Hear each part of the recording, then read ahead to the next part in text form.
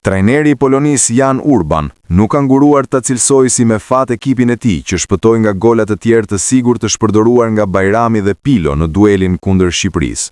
Duke folur pas ndeshjes, ai theksoi se ekipi kishte gabuar në pjesën e parë duke kthyer në lojë Shqipërinë e më pas duke i dhënë mundësinë që të fitonte ndeshjen. Në fillim, në 10-15 minutat e para, Shqipëria nuk mundi të dilte nga gjysmëfusha e vet. Mund ta shikoje të gjithën me qetësi, sepse dukej sikur ishte vetëm çështje kohe para se të shënonim. Në një farë mënyre, e shtym ne kundërshtarin të fillonte të luante dhe të mbante topin më shpesh. Mund të shije se po rriteshin dhe po fillonin të besonin në vetvete. Pse ka shumë gabime? Do doja gjithashtu të dija përgjigjen, sepse në të vërtetë ishin gabime të thjeshta, edhe kur pësuam një gol.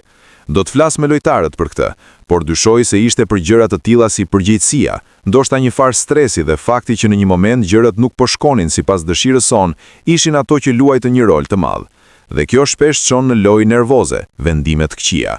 Është thjesht futboll, është e njëjta gjë sikur shënohet një gol, ekipi rifiton besimin dhe fillon të luajë, edhe pse disa mund të thonë se na kundërsulmuan një herë dhe patën një shans për ta bërë rezultatin 2-1.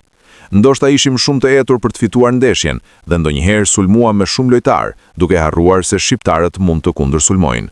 Nuk kam dyshim se ishim shumë me fat në ato situata. Rasti për 0-2?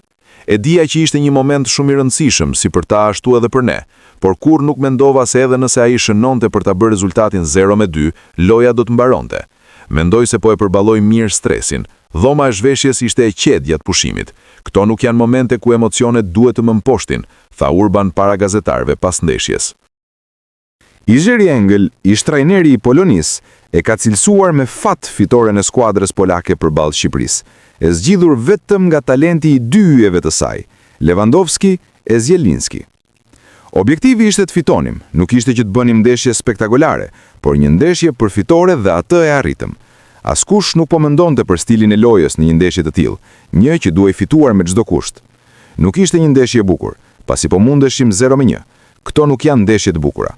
Asnjë skuadër nuk luajtur në mënyrë të bukur, por të dy skuadrat deshën të fitonin këtë ndeshje. Ne duhet jemi të lumtur që rezultati ishte në favorin ton, tha ai. Prisja të ishte një ndeshje shumë e vështirë, një kundërshtar shumë i fortë. Pati një moment dramatik në 1-1, kur Grabara u ngrit në lartësinë e detyrës dhe shpëtoi një rast shumë të mirë për shqiptarët. Ishte gjithashtu një nga momentet vendimtare. Në çdo ndeshje si kjo, lojtarët më me përvojë morën përsipër barrën e lojës dhe përgjegjësinë.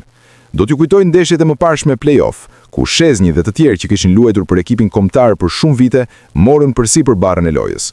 Ishte e njëjta gjë edhe këtu. Jam i kënaqur që Lewandowski dhe Zielinski ishin lojtarët kryesor. Grabara u përshtat me këtë.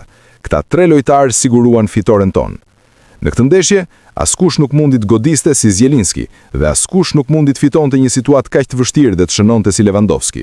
Në ndeshje si këto, lojtarë me përvojë, të cilët paraqiten mirë në skenën ndërkombëtare, duke luajtur për klube të shkëlqyera, mbajnë barrën e përgjegjësisë. Gjithmonë ka ulje ngjitje.